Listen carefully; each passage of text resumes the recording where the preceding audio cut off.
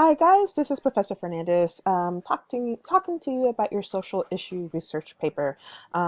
If you were listening to this, as you tapped on this on your wonderful D2L, and you're probably wondering, why do we have to do another paper? We just finished doing a paper. Oh, alas, this is your research paper because every English um, class has a research component, and this is our research component. And in fact, if you've been paying attention throughout the semester, you have already done lots of the research, or at least know the research, or have done the research skills to do this paper. So I want to go through it with you, so that way we all know and understand what I'm expecting of this paper. I call this the social issue research paper because we are now in part of the semester where we talk about social issues, and the social issues that we are finding in literature. So the first half of the semester, we talk about argument and what the arguments are that we find in pieces like Harris and Bergeron and Letter from Birmingham Jail, or even in Monstrous. And the second half, we actually talk about the social issues now and the arguments that these authors are making about social issues. So we learn about argument, we learn about how to find the argument, and now wonderful. You get to see my Facebook. Okay. We learned about argument, and now the second half we talk about social issues. So the purpose is to research more of these research papers. All right. So let's get to it. So the assignment here is you're using the pieces that you've read as a primary source, which is different than doing a secondary source. So the primary source are going to be the stories that you have read, and I have a list of stories that are in play for this particular paper. And you're going to write a 4 to 5 page, excuse me, um, paper. This does not include your works cited page. Your works cited page would be the sixth page. So do not include your works cited page on a 3 page paper thinking that is page number 4. It is not. I will not include that. So it's a 4 to 5 page minimum, not including the works cited page, research paper. And the story that you choose is going to be your primary source, and your research is your secondary sources. And you'll get your secondary sources from the library databases and the New York Times. Do not use Google. For this particular assignment, you are not allowed to use Google. You're not allowed to use Wikipedia, blogs, or anything that's non-credible. So you are limited to the New York Times and the library databases. If you use any material that is not the library databases or the New York Times, it is an automatic 0, because you didn't follow directions. So I'm saying this now. There's a lot of little caveats to this, and this is the first one. Do not use sources that are not viable. You are going to grab your sources from the library databases, like I say here, and the New York Times. So we've talked about the length, and we need to talk about the Times New Roman double space 1-inch margins. This is your typical MLA format. This is formats that you should already know. A lot of you have been doing that with your journals. Thank you very much. And I'm hoping, and I haven't read any of the Courage papers yet because they're technically not due until the next week, um, or the next week after I've recorded this. Um, I'm hoping that you guys turn this in MLA format. If it's not in MLA format, I don't read it. So essentially, if you didn't follow directions, I don't read the paper, because there's a lot of papers coming at me at the same time, and we're towards the end of the semester. And if this was paper 1, I would have patience. This is not paper 1. This is paper umpteenth that you guys have written, so you should know already how to do this. So a number of sources. For primary sources, you can have at least 2. And your secondary sources, you need 3 to 5 secondary sources. And a lot of students like to limit themselves to 3 to 5 sources. This is just the minimum. You can have more than 3 to 5 sources, guys. Um, I want you to have quality sources. So if you're just grabbing 3 sources and they're not that great, then your paper won't be great. There's a direct correlation between the quality of your sources and the quality of your research with the grade that you get at the end. The better the research, the better the quality of sources, the better the grade. So 3 to 5 is the minimum, not maximum. So if you want to have 10, that's up to you. There's a lot of sources 10, but if you can make them fit, go for it. Okay, again, MLA format for this. So it's not only the structure of the paper, but it's also everything dealing with MLA, i.e. your works cited page and your in-text citation. Um, because this is a paper that's written in third person, do not use I in your essay. Please do not use I in your essay. This is not, this is a formal paper. This is not your journal where you can use I. Um, so if you use first person instead of third person, again, I won't read it because you didn't follow directions. So I won't read it at all. Um, so let's talk a little bit about MLA 8 formatted works. You will have to go to the writing lab. You should have already learned MLA 8 in class in your 1301. I will put up things in your online lessons to jumpstart what MLA 8 is. Because if you don't use it, you kind of lose it almost. So I have a lesson that'll jumpstart it, but it's up to you to make sure that it's written in MLA 8 format, and I will be grading MLA 8 format. Trust and believe. I know this. I know this format very, very well. The librarian and I teach this every semester. We know the ins and out of MLA 8. Do not trust things like EasyBib or even the citations in the databases because they are incorrect. Um, Learn it. Definitely use the sources that I'll be giving you in the online lessons. Okay. So your paper is due April 19th, 2018. That means you have about a month to do this. So I give you this much time because it should take you about a month to do this paper. And especially since we haven't read any of the stories that you're going to use. I want you to take your time with it. I don't want you to rush through it. This is not a paper that you can do the night before and expect to do well. This is a paper that you kind of want to chew on, that you kind of want to look at. You want to definitely pay attention to the discussion posts that we have. Um, you want to take notes. Um, you want to do as much as you possibly can on the front end. So when you're ready to sit down and research and write it, you really know what you're doing. You're really going towards the research component of this. Okay. So this has to do with social issues, right? So as you already learned, a social issue is a problem that influences a considerable amount of people, of the individuals within a society. It is often the consequence of factors extending beyond an individual's social issue or beyond an individual's control. A social issue is the source of a conflicting opinion on the grounds of what is perceived as morality, just personal life, or societal order. So, that's what we have defined social issue as. The stories that you're able to use for this particular paper are going to be Popular Mechanics, Hills Like White Elephants, Girl, and The House Made of Sugar. Yes, we have not read these stories yet. In fact, we will be reading two of them next week, and I believe it is Girl and Hills Like White Elephants. So pay attention is what I'm saying as we are talking about them. Um, again want to make sure that you pay attention to the discussion posts. These four stories are just filled with lots of social issues, and so there's lots here to talk about. You're going to want to go to the writing lab for this particular essay. Just go. like um and you'll know in a minute. I'll show you the structure for this.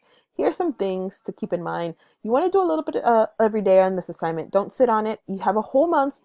um do a little bit every day. The best papers are those with a good outline. So you want to focus on the outline. I have given you the outline in this assignment sheet, and we're going to go through it here in a minute. Read this assignment sheet. There's lots of little caveats. So read it a couple of times to make sure you get it. Write to the page length, please. Do not write short. You write short is you not paying attention to the directions, and then I will stop reading. And then you will not receive a favorable grade. So that's what's going on. So here I'm looking for some specific things. I'm looking for lots of things. Obviously, great grammar and mechanics, because this is an English class. I'm looking for your voice, but these are some specifics. I'm looking for a well-crafted and supported thesis, right? Your thesis needs to be, as the kids say, it needs to be popping. If your thesis ain't popping, I can't help you. Because a thesis, a well-supported thesis, means that the structure is fantastic. So the structure and the thesis go hand in hand. If you don't have a well-crafted and supported thesis, you don't have a fantastic structure. I'm also looking for critical thinking and analyzation of the issues and themes. I am looking for you to think on paper. I don't want you to regurgitate things that you think I want to hear. I've said this before and I'll say it again. I'm not interested in you trying to impress me. I am interested in you thinking and defending your thoughts with evidence. I am interested in you thinking for yourselves. Do not give me what you think I want to hear, because it comes out in the writing and I will know that you are pandering to me, and that does not usually work. It's kind of insulting, frankly. So I want to hear what you have to think. I would like it if you had fantastic word choice.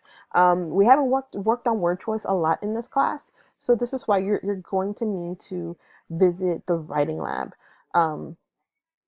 Find a friend in class also who you think does really, really well, and have them read your paper, and you can read theirs. Get a lot of thoughts and opinions here, right? This is a really great paper. And then, of course, a link to the video that I'm doing right now will be here, so you can listen to it at your leisure. So let's talk about this particular structure here. The particular structure here is pretty basic, but if you've never seen it before, you're going to be like, what is this, Ms. Fernandez? This is your basic 3-paragraph structure, right? And you are going to have a thesis that's like this. Now, when I say that this is literally a plug and play thesis, I mean it's literally a plug and play thesis. So let's start. I'm going to read this out loud to you. Little Red Riding Hood by the Brothers Grimm is a story that uses the social issue of childhood trauma to argue that children should never trust strangers. The author does this by using allegory, images, and figurative language in the story. Okay, this is a 2-sentence thesis. The first sentence gives the name of the story, properly capitalized and spelled correctly. Hint, hint. Put in quotation marks. Hint, hint. It tells who wrote it. So the proper name of the author. And then it says what social issue the story is talking about. In this case, it's childhood trauma, right? And then you're going to write what that social issue is arguing. In this case, children should never trust strangers. So you have a lot of stuff happening in one sentence. You've got the correct name and capitalization of the piece that you are talking about. You have the correct name of the author spelled correctly. You have the social issue, and you have what they're arguing about that social issue, right? Now, this is where you need to be very specific. You need to understand how the author is putting this argument together and what literary terms they are using. In this case, the author is using allegory, images, and figurative language in the story to talk about childhood trauma, and arguing how children should never trust strangers. All right. This right here is money. This is gold right here. Oops, sorry. This right here, allegory, images, and figurative language, is gold because that's going to give you your structure. Okay. It's simple and it's focused here. So we have this wonderful outline. Literally, if you follow this outline, lots of things will just click very well. Okay, so you have your intro, where your thesis is. Your thesis goes, it's the second to the last line or the last line of your intro paragraph. Your thesis does not go in the conclusion. No, your thesis does not go in the third paragraph. Your thesis goes in the first paragraph, and it's the last line or the second to the last line of that paragraph. Do not move it at all. Please do not do that. Okay, so we have that, and make sure you have an actual intro. Don't just give me a thesis, right? Introduce your paper, right? So literary term one. In this case, literary term one is allegory. So when you're talking about literary term one, you're going to say the Brothers Grimm used allegory to argue that, and then you'll write about the argument, children should never trust strangers.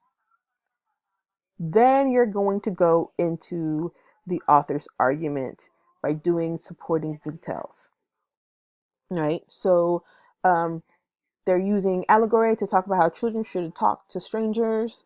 And then you'll go into an allegory is this, this, and this is how it's used in this story. And you're going to give me a quote or a paragraph from the paraphrase from the story, and you're going to add details. The second part to this is the supporting detail that comes from the research. And maybe if you're doing research on childhood trauma and you're doing research on like how children, um, the abduction of children and the trauma, right? Then that's where that research goes. Maybe you find some great research that says 60% of children who who talk to strangers are abducted by them, and those who actually return live out the rest of their lives in trauma, right? Which is a kind of dark thing. I hope it's not true, but I'm making it up as I go along to prove this point here. Um, that's where you put that here, and you're adding this research to talk about whatever the trauma is here. So you're literally putting literary terms next to live research, which is what we'll be doing in every week in our work online. We're putting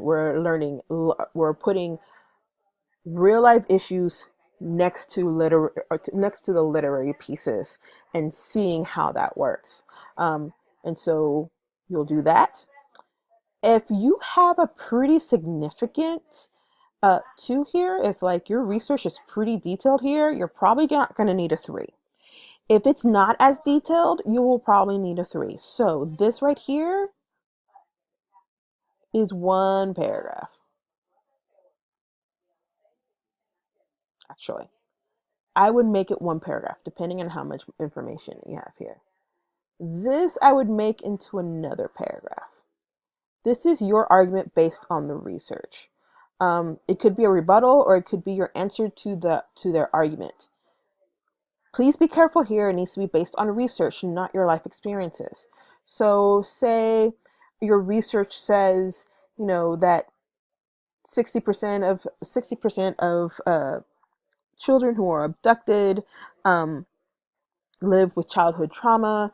Then your argument could be something along the lines of more needs to be done to catch um, child abductors before they abduct children, and more needs to be done to help children get over this trauma. Whatever your opinion is, it could be here. It could be a couple sentences. It doesn't have to be long. Um, and your supporting detail could be from the story or from your research. So if you're using Little Red Riding Hood, you can say, And because Little Red Riding Hood was eaten by the wolf, she will forever have to live with the trauma of being gobbled down. Um, Whatever. Okay. Um, so that's kind of how that goes. And you'll do that for 2 more sections here, right? You'll do it for 2 and you'll do it for 3, or 2. Yeah, 1, 2, 3 here. This is just, ooh, I will fix that. This is numbered wrong. So you'll do it for 3 for term 2 and term 3 here. Same structure for all of them, and then your conclusion. You will restate the thesis while stating what the author is arguing. If you rebutted, recap your arguments. If you agreed, recap why you agreed.